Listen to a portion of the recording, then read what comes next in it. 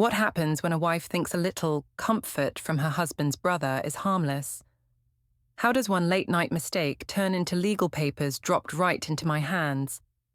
Can I still say he overreacted when the result arrives in front of everyone?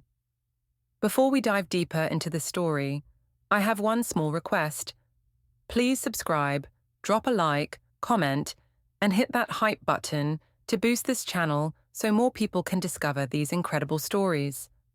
I'm the woman everyone now points at when they whisper about betrayal.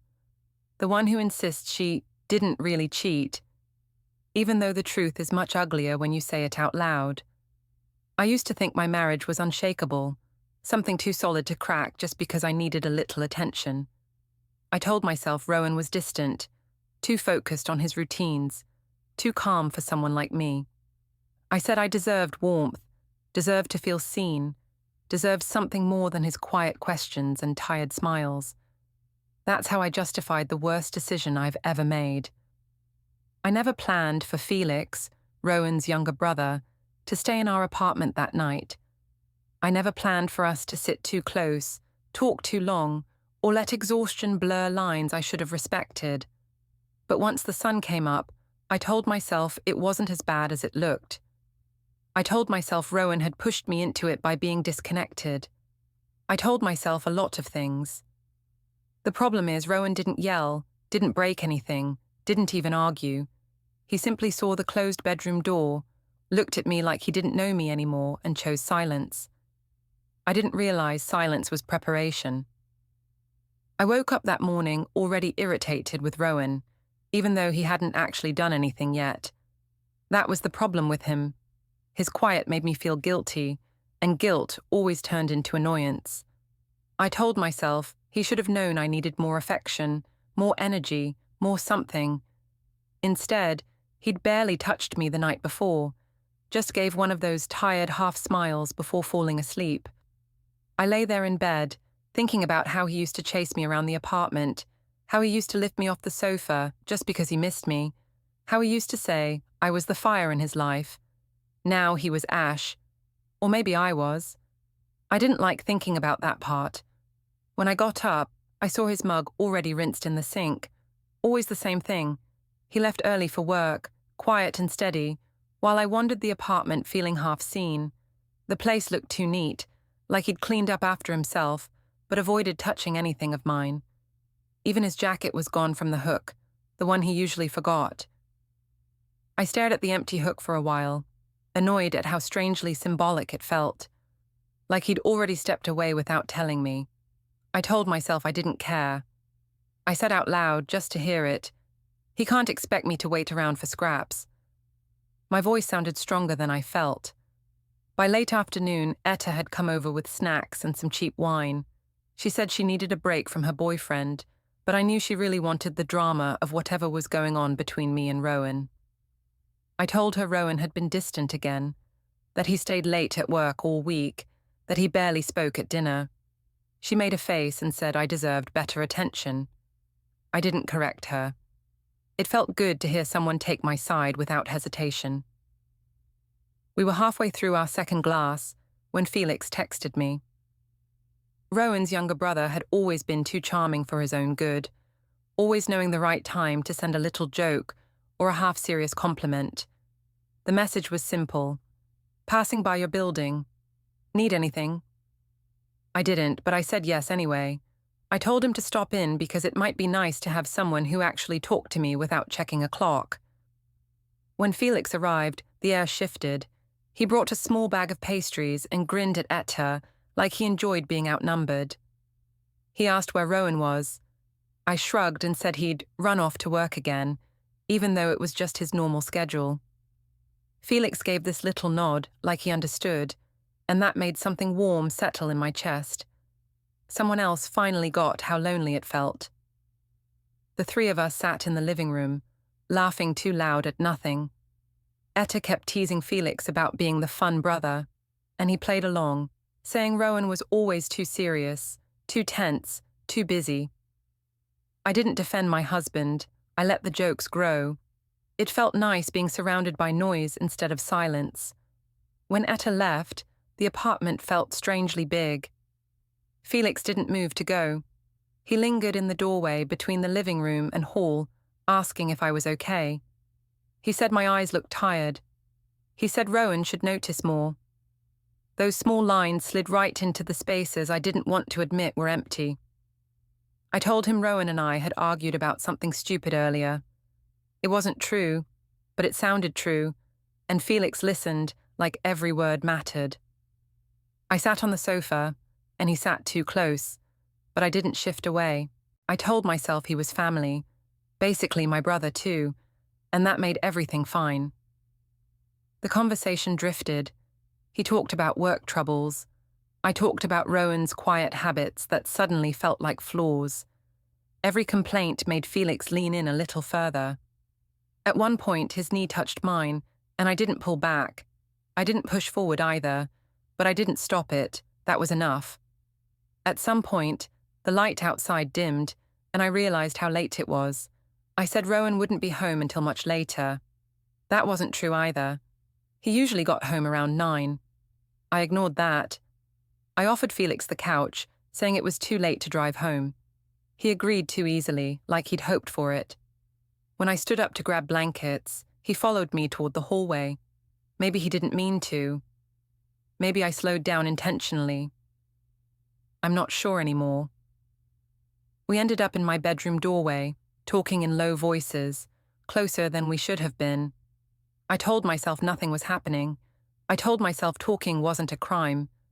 But the way he looked at me made my breath turn tight. I didn't invite him into the bed. I didn't tell him to leave either. I just let everything stay blurry. He lay on top of the covers, still talking, still too close. At some point, I must have fallen asleep next to him. I woke up briefly to the sound of the elevator down the hall. I told myself Rowan never came home early. I told myself I was just imagining things. But then the front door clicked open. I froze.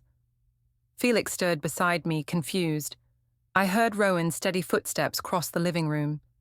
There was a pause, a long, quiet pause that stretched all the way into my lungs. I didn't move. Felix didn't speak. The hallway light flickered against the door frame, and I saw Rowan's shadow stop outside the bedroom. He didn't open the door. He simply stood there long enough for me to know he understood everything. Then he turned around and walked out. The front door closed with a soft, cold click that felt louder than any shout. Rowan didn't come home that night, and I told myself that was his choice. I woke up to sunlight burning through the curtains and an empty space beside me where Felix had been. At first, I panicked, thinking maybe Rowan had come back and seen even more than he already had. But then I found Felix in the kitchen making toast like he lived there. He greeted me with this casual grin that made the whole situation feel like some harmless misunderstanding. I almost believed it for a moment. He asked if I wanted breakfast. I said I was fine. My voice sounded sharp, like something inside me was cracking, and I didn't want him to hear it. Rowan's mug was gone from the counter. He always left it rinsed by the sink, but it wasn't there. It felt strange, like he had deliberately taken it with him. Felix noticed my stare and said Rowan would get over it. I nodded, pretending I agreed, pretending Rowan was the dramatic one. After Felix left, the apartment felt hollow, too clean, too quiet. I kept checking my phone even though I knew Rowan wouldn't text first. When he didn't, I told myself he was being childish.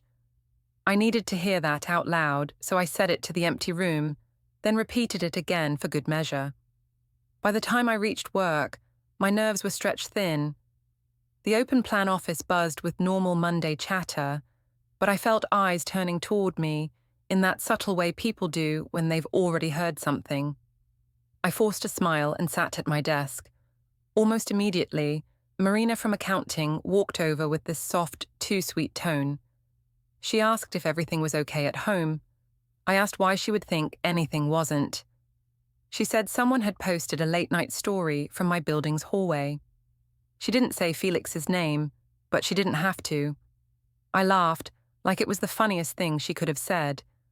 I told her Rowan had overreacted to something small and left to cool off. that Felix had stopped by to drop something off, and nothing more.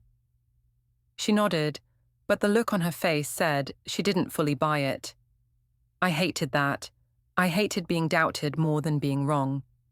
At lunch, 2 girls from HR were whispering at the counter, and when I walked by, they fell silent.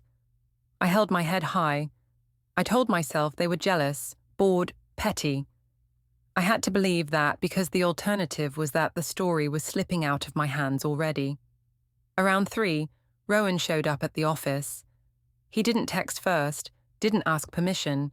He just walked in, wearing the same navy shirt from the night before, calm as stone. My heart jumped into my throat. For a second, I thought he'd come to confront me in front of everyone, but he simply asked if we could talk later at home. His voice wasn't angry. It wasn't anything, just steady. I hated that even more than anger. Co-workers stared, waiting for drama. I felt their curiosity like heat on my skin. I told Rowan I was busy. He said, "Later then," and walked out. Some of the girls near the printer looked at me with wide eyes, like they were watching the start of a TV show. I smiled at them as if this was nothing, as if I had it handled. An hour later, someone sent a screenshot to the office group chat. Felix had posted another picture, just a casual photo of a coffee cup, but the location tag was a cafe 2 blocks from my apartment. People notice things like that. Too many things. I deleted my messages with Felix, then rewrote reality for myself, bit by bit. I told myself Rowan left because he didn't care enough to stay. I told myself Felix was just being friendly. I told myself I wasn't a bad person. If I said it enough, maybe it would feel true. When work finally ended, I rushed home. The apartment still felt too quiet. I paced the living room, checking my phone every few seconds. Rowan hadn't responded to the text I sent earlier. "We need to talk too." The words looked desperate on the screen, so I deleted them, pretending I'd never sent anything. Etta called, eager to hear details. I told her Rowan had been cold, that he walked into the office acting like a stranger. She said he was being dramatic, that men like him only understood big gestures. Her voice gave me confidence I didn't earn. She suggested posting something cute online to shift attention. I almost did it. I even took a picture of my coffee cup like Felix had, before deleting it again. Around 8, I noticed something on the fridge. A small square on the whiteboard calendar had new writing in Rowan's neat handwriting. It wasn't there yesterday. Downtown, 10:40 a.m. Nothing else. No hint. No note. He rarely wrote anything down. He always kept reminders on his phone. Seeing the words on the fridge felt wrong, out of place, like something he wanted me to notice. I stared at it for a long time, trying to decode it. A meeting, an errand, something else. I texted him, "What's downtown?" No reply. I called him. It rang 3 times, then stopped. My stomach twisted, but I pushed the feeling away. I told myself he was trying to make me nervous, trying to punish me, trying to guilt me for something that didn't even count.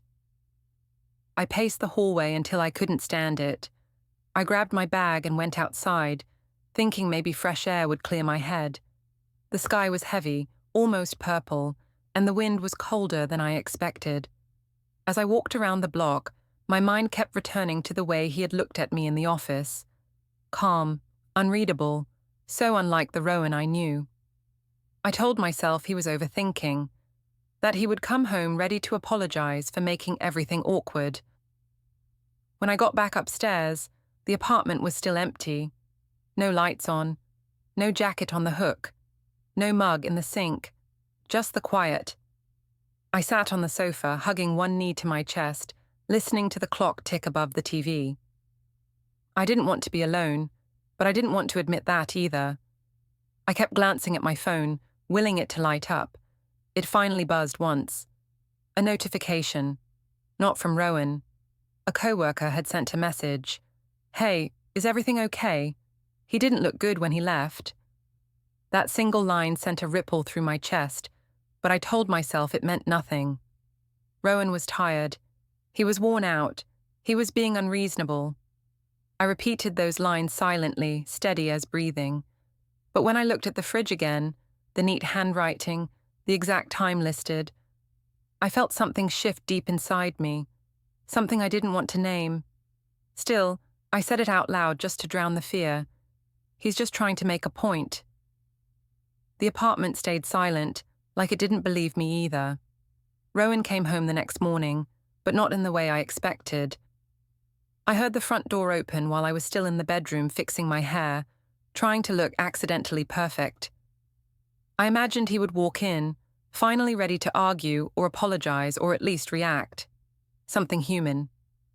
Instead, he walked straight to the kitchen, set down a paper bag, and didn't say my name. Not even a tired sigh. Just the sound of cabinets opening and closing like he lived alone.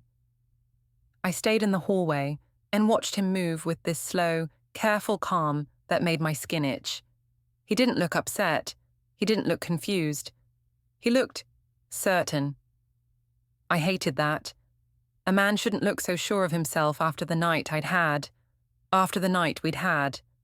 I told myself he was being dramatic, avoiding eye contact to make me feel guilty. Finally, I walked out and said I thought we should talk. He said we could talk later, maybe after lunch with everyone. His voice wasn't warm, but it wasn't cold either. It was polite. Too polite. Like he'd switched off something I didn't know how to turn back on. He left again without touching the breakfast he'd brought. By noon, we were supposed to meet his mother, father, Felix, and some cousins at a family restaurant. At first, I didn't want to go. I felt shaky, unsure. But then I thought about how people always took Rowan's side just because he was calm, steady, quiet. People believed the calm ones more. I couldn't let that happen. If I didn't show up, they might think he had a reason to be distant. So I went. The restaurant was louder than usual, families talking over each other, dishes clattering, kids crying about crayons. When I arrived, everyone was already seated. Rowan held Lila on his lap, showing her how to fold a napkin like a tiny bird. The sight punched something in my chest. I didn't like that reaction, so I ignored it. Felix waved me over with that same casual grin he always used when tension suited him. Mira gave me a short smile, the kind that didn't reach her eyes. Jonas nodded politely, but kept his attention on the menu like it held secrets. I sat next to Rowan, close enough to show unity, but far enough to avoid actually touching him. I asked him how he slept. He said, fine, and didn't ask about me. Conversation rolled on without me. Felix told some story about a coworker accidentally ordering 20 pizzas to the wrong address, and everyone laughed, even Rowan. When I joined in, Rowan didn't even glance toward me. That's when the heat rose up my neck. I felt small, invisible, and I refused to feel invisible in front of people who already treated me like an outsider. So I made a joke. I said Rowan had been working so much lately that even if 20 pizzas showed up at our place, he'd probably just organize them alphabetically without noticing me standing there. People chuckled, but Rowan didn't. He just looked at Lila and asked her if she wanted to color. That calm dismissal burned worse than shouting. I pushed harder. I said how sometimes I felt like a ghost in our apartment. How Rowan could spend an entire evening thinking about wires and measurements and forget he had a wife. I said it in a light tone so it sounded playful, but the words weren't playful, and everyone heard that. Mira's eyebrows pulled together. Jonas shifted uncomfortably. Felix tried to hide a smirk. Rowan didn't contradict me. He didn't defend himself. He didn't correct anything. He only asked the waiter if we could get another water for the table. That silence embarrassed me more than if he'd called me a liar. It made me feel petty. And the worst part, I couldn't tell if he was doing it on purpose. I leaned closer and whispered that he didn't need to ignore me so much. He said, "I'm not ignoring you." That was it. Simple. Calm. Like he was stating a fact. Lunch went on with small conversations, but I barely heard them. My mind kept turning every quiet moment into a threat, every calm look into judgment, every gesture into proof he had already decided something without telling me. At one point, Felix mentioned he might help us move some furniture next week. Mira's expression tightened, almost like she wanted to look at me but didn't trust herself. Jonas focused on his plate again. Lila asked why Daddy wasn't sitting closer to Mummy. Rowan placed his hand on her back and said he was right there. I pretended it didn't sting. To save face, I started talking louder. I told a story about how Rowan once reorganized the whole kitchen without asking me, and how I nearly cried when I couldn't find the coffee filters for 2 days. People laughed again. Lila too, but Rowan didn't. He just kept listening without responding. His calmness made me desperate to control the room. So I leaned into the attention. I said Rowan needed to learn to relax, that he took things too seriously, that he was always creating pressure where there didn't need to be any. I said it all with a tone meant to sound cute and teasing, but the table went quiet in a way that wasn't cute at all. Even Felix stopped smiling for a moment. Finally, Rowan pushed his chair back. He said he had something to finish at home, something he hadn't gotten to last night. The word hit me like a cold splash. I watched him stand, adjusting Lila gently onto the bench beside Mira, and I felt every pair of eyes at the table flicker toward me. Not accusing, not sympathetic, just aware. Rowan placed his napkin down neatly, nodded politely, and walked out without a single glance at me. I stayed at the table pretending I didn't care. I laughed when someone mentioned dessert. I said Rowan always fussed too much about schedules. I pretended everything was fine. When lunch ended, I walked home alone. The hallway felt too warm, the elevator too slow, the air too thick. I tried to convince myself Rowan was overthinking, that he would come home ready to talk like normal couples did, that he would understand nothing actually happened. But when I opened the apartment door, something felt off immediately. Not messy, not disturbed, just different. I walked to the kitchen and saw his laptop wasn't on the counter where he usually left it. Instead, I noticed the fridge calendar again. A new reminder had been added under yesterday's time. Meeting, personal, repeated in neat handwriting. A second one. Same clean ink, same precise spacing. It wasn't for me. It wasn't for us. He was planning something, quietly, deliberately, in a way that made my heart thud hard against my ribs. I stood there staring, telling myself he was being dramatic, but deep down, a small, unwelcome thought whispered through me. Rowan didn't look dramatic today. He looked prepared. Rowan didn't mention the restaurant incident the next day, and somehow that silence felt heavier than any argument we could have had. He moved around the apartment with this calm, measured rhythm that made me feel like a guest in my own home. He woke early, made coffee, packed Lila's school snacks, and didn't ask if I wanted any help with getting ready for the community center birthday party we were attending that afternoon.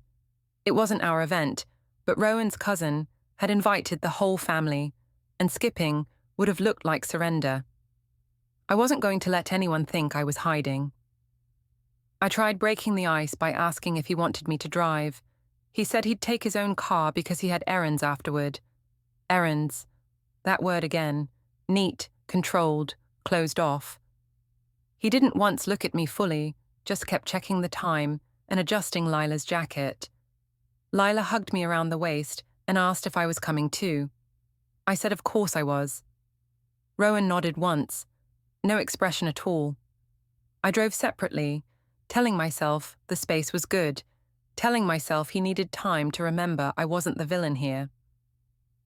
By the time I arrived at the community center, the parking lot was already packed. Through the glass doors I could see balloons, folding tables, kids racing around with frosting on their faces. Classic family chaos. Normally I liked these gatherings. They made me feel connected, important. Today the air felt thick. Mira was by the snack table arranging cupcakes. She smiled when she saw me, but it was thin, polite, Jonas gave me a short nod. Felix was near the drinks cooler, laughing with two cousins. His eyes flicked to me before he looked away. That tiny shift made me strangely angry. He had been bold in my apartment, bold in conversations, bold when it suited him. Now he couldn't even look straight at me. I walked over to Rowan, who was helping Lila pick out a cookie. I said, "Do you need help?" He said everything was fine. Just that. Everything's fine. No warmth, no irritation, nothing. People nearby noticed the distance. I could see it in their little glances, their too long pauses. So I did what I always did when I felt judged. I performed. I made a joke about Rowan always needing things just so, even when it was just a kid's party. I said he probably had a whole plan in his head about the correct cookie-to-napkin ratio. A couple of relatives chuckled, but Rowan didn't. He didn't even acknowledge I had spoken. He handed Lila her cookie and walked her to the colouring table. The air around me tightened.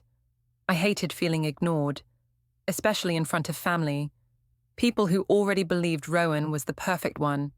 So I talked louder, joining conversations, making myself the centre. When someone commented on how tired Rowan looked, I laughed and said he'd been overthinking everything lately, that sometimes he needed to relax and trust me more. It got a few awkward smiles. Mira's expression didn't change. She watched me like someone finally connecting dots. I tried shifting focus. I talked to Felix, asking how work was going. He answered with short replies, glancing toward Rowan like he was afraid of something. That annoyed me even more. I said maybe everyone needed to breathe. Maybe we were all being too serious. Felix gave an uncomfortable laugh. At one point, Lila tugged at my shirt and asked why Daddy didn't sit next to me. The question hit harder than I expected. I crouched down and said Daddy was just busy helping everyone. She nodded, accepting it in that innocent way kids do, but her eyes lingered on Rowan like she sensed something off. I straightened up and caught Rowan watching us. Not angry, not hurt, just watching. Then he turned and walked away to refill a water jug. I told myself he was being dramatic. Later, as everyone sang happy birthday, I stood near the back of the room. When I turned, I saw Rowan slip his phone into his pocket, the screen going dark. I caught a glimpse of an open note, just for a second, but enough to see a list of dates, small bullet points, neat lines. A list? When he noticed me looking, he simply gave a polite nod and stepped aside so people could pass. The polite version of Rowan was unnerving. After the cake was served, I followed him into the hallway, under the excuse of checking on Lila's jacket. He didn't ask why I was there. I asked if he was going to keep acting like this. He said, "Like what?" I said, "Like everything is a business transaction." He said he was trying to keep things orderly for Lila's sake.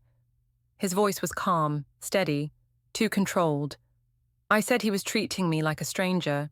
He said he didn't want to argue in a public hallway. I hated the way he chose words. Precise, careful. I told him it wouldn't kill him to show some emotion. He said emotions weren't helping anyone lately. I stepped closer, lowering my voice. I said he was making a big deal out of nothing. He said he wasn't sure what I thought nothing meant anymore. I felt my face heat up. I told him he was twisting everything to make himself look like a hero. He said, "No, I'm just paying attention." I didn't know what that meant, but it made my stomach twist. Later, as family started packing up, I noticed Rowan standing near the exit with Jonas and Mira. They weren't whispering, but they weren't smiling either. Every now and then, Mira's eyes shifted toward me, and her mouth pressed into a thin line. I pretended not to care. I gathered Lila's things, said goodbye to a few relatives, and forced a cheerful tone that felt brittle. When I walked past Rowan, I said we could drive home together. He said he'd meet us there. Lila reached for his hand and asked why Daddy and Mommy were using 2 cars. Rowan said it was just easier today. That was all. I took Lila's hand and walked out before he could say anything else. At home, after Lila went to her room, I wandered into the guest room. I don't know why. Maybe I wanted proof that I was imagining things. Maybe I wanted to find something I could use against him, something that would flip the guilt back onto him. But what I found wasn't dramatic or messy. It was a drawer. Closed, locked. I tugged the handle once, twice. Firm. On top of the desk were Rowan's neatly arranged papers, not scattered like before, stacked, ordered, labelled. A sticky note read, "Bring forms." A second note, "Follow up." My breath hitched. When had he written those? Why hadn't he mentioned anything? Why was everything suddenly tidy, categorized, hidden from me? Before I could pull myself together, I heard the front door open and close. Rowan walked down the hall toward Lila's room. I stepped away from the drawer, like I'd been caught doing something wrong. He didn't look at me as he passed. He just said, "Make sure Lila eats dinner before 7. Nothing else. No anger, no softness, just instructions. The kind people give when they've already made a decision. Rowan spent the next morning moving through the apartment like a quiet machine. Not cold, not angry, just impossibly calm. That calmness gnawed at me more than any shouting ever could. When Rowan was upset in the past, he would rub the bridge of his nose, pace a little, ask too many questions. But this version of him, he didn't even look bothered. He looked resolved. I hated that. I tried starting small talk while he packed Lila's lunch, asking if he needed help. He said he had it handled. No tone, no implication, just simple words that shut me out completely. He wasn't ignoring me. He responded to every direct question, but his answers were clipped and unbreakable, like lines he had rehearsed. After he and Lila left for school, I walked around the apartment feeling like I was trespassing. The air felt stiffer, the living room too tidy. The guest room door was cracked open, so I pushed it gently. Nothing dramatic inside, just the same neat stacks, the same locked drawer, the same sticky notes, the faint smell of printer toner. A single USB drive lay beside a folder labeled Archive A. I reached for it, but the sound of the elevator in the hallway startled me, and I jerked my hand back. Nobody knocked, just someone passing by, but my heart still hammered. I didn't like how jumpy I'd become, how Rowan's silence made everything feel sharper. At work, people avoided staring directly at me, but I could sense the whispers. I heard someone from HR say Rowan had stopped by the building the day before. I didn't know why he was there. He hadn't told me anything about dropping in. I brushed it off and told a coworker that Rowan was handling personal things and that we were fine, but my voice sounded thin. Marina asked gently if I was okay. I said of course I was, and she didn't push further. That annoyed me. She always pushed. Why not now?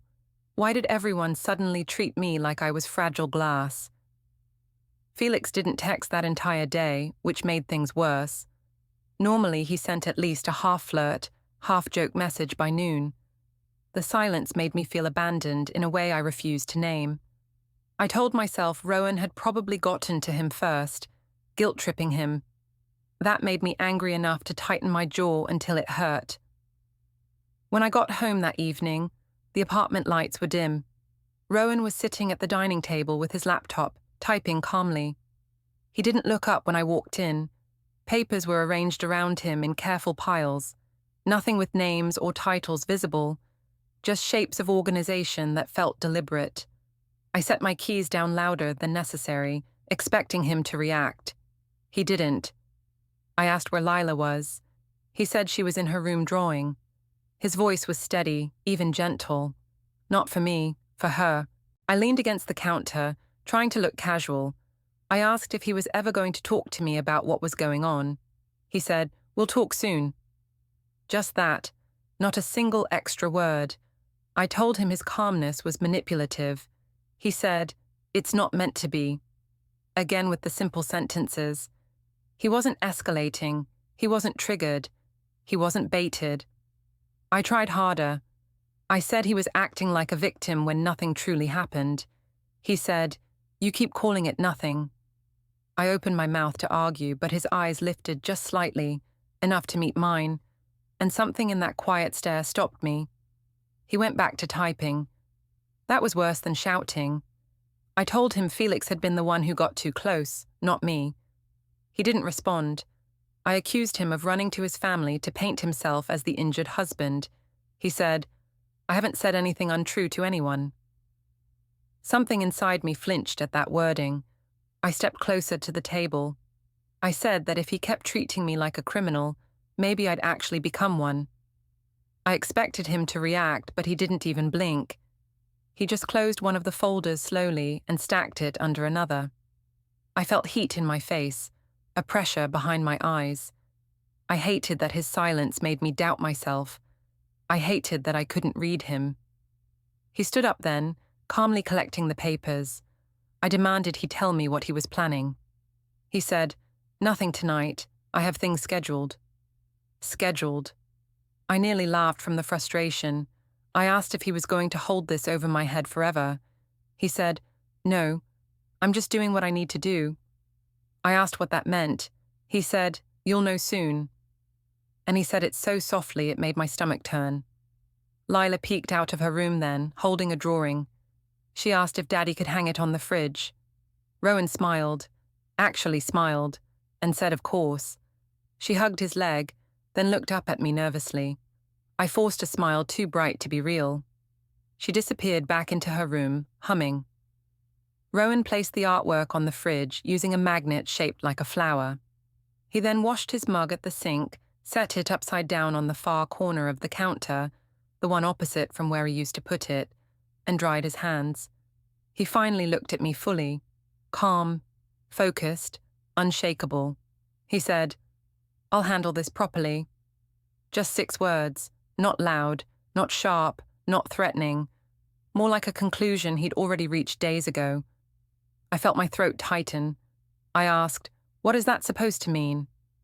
He didn't answer. He picked up his jacket, grabbed his keys, and walked to the door. I followed him halfway, desperate for anything. Anger, sadness, confusion, even a sigh. Something human. But he just opened the door, paused for a moment without turning around, and said, "Make sure Lila gets to bed on time." Then he walked out. No slammed doors, no final statement, just quiet certainty.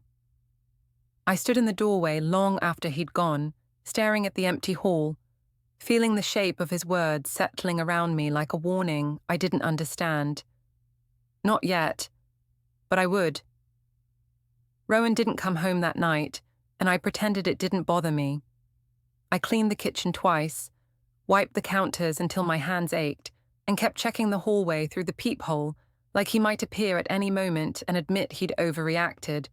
He didn't. The silence around me felt too large, like the walls were stretching. I slept badly, waking every hour to check my phone. Nothing, no messages, no missed calls. By morning, I'd convinced myself he was at his parents' house trying to make himself look wounded. I told myself I should be the one offended. I was the one left alone. I was the one carrying the weight. Those thoughts steadied me just enough to get dressed, fix my hair, and send Lila off with her backpack. She didn't ask where he was this time. That hurt more than anything. Around noon, my stomach twisted with an odd mix of dread and pride. I told myself Rowan was finally ready to talk. I needed to say things too. How he made me feel invisible. How he ignored how lonely I'd been. How he pushed me emotionally closer to Felix by being so distant. All truths I had practiced in the mirror until they felt sharp and undeniable. I texted him, "We need to talk today." He replied a single word. Agreed. No time, no place, no tone, just agreement, like he was confirming a delivery. I stared at the screen, confused. I almost called him, but another message arrived seconds later from an unknown number. "You've been scheduled for a meeting regarding personal matters. Please arrive at 4:15 p.m., downtown office tower, lobby." A location. A time. It felt official. Too official. I told myself maybe Rowan booked us a counseling session, something mature, something that proved he still cared about fixing this. I put on nicer clothes, light makeup, tried to look like the reasonable one, the one he should still choose. Traffic was thick, the winter sun low and hazy. By the time I reached downtown, my hands were shaking on the steering wheel. I parked, straightened my shirt, checked my reflection twice. I didn't want him to see panic on my face. The building lobby was bright, open, filled with the sound of heels clicking and quiet conversations at the reception desk. Rowan stood near a column, hands in his pockets, shoulders relaxed in a way that made me feel suddenly off balance. Mira and Jonas were sitting on a bench off to the side. They didn't smile at me. Jonas nodded politely, which somehow felt worse than anger. I walked toward Rowan. I told him we could have done this at home. He said home wasn't the right place anymore. I laughed, a thin, uncertain sound, and asked if he was exaggerating things just to make a point. He said he wasn't exaggerating anything. Before I could push further, a woman in a navy blazer approached us. She carried a small folder and a tablet. She asked for my name. When I confirmed, she handed me the folder and said, "These documents are being served at this time." Her tone was firm but not unkind, the tone of someone who did this often. My throat closed. "Served? For what?" I asked. She didn't answer right away. She just held out a pen and said I needed to sign a confirmation receipt. My hands trembled as I opened the folder. The first page stared back at me in crisp print. Petition for dissolution of marriage. Rowan's name, my name, date of filing, effective today. Behind it were attached exhibits, camera timestamps from our building hallway the night Felix stayed over. Screenshots of posts and messages, carefully arranged, statements about financial accounts being temporarily separated, temporary arrangements regarding Lila. Nothing dramatic, just structured, orderly, undeniable. My vision swam. I looked up at Rowan, waiting for him to look guilty, ashamed, conflicted. Something, anything. But he only looked calm, not happy, not angry, just calm in a way that told me he'd been preparing this for longer than I realized. I whispered that this wasn't necessary, that we could fix the misunderstanding. He said there had been no misunderstanding. I said it wasn't what it looked like. He said it looked exactly like what it was. I reached for his arm without thinking, and he stepped just slightly back, not dramatic, not rude, just enough to make the message clear. Mira stood then, gently taking Lila's drawing out of her purse. She said they would help with transition, that Lila would be kept steady, that everything would be handled responsibly. Her voice wasn't cruel. It was careful, controlled, like Rowan's. I tried to speak, but my throat couldn't shape the words. The server held out the pen again. I heard the quiet hum of people walking behind me, the soft echo of elevators closing, the click of the pen cap in the woman's hand. The world kept moving even though I felt rooted to the floor. I said, Rowan shouldn't do this in public. He said public was necessary, so everything was witnessed cleanly. I told him he was being heartless.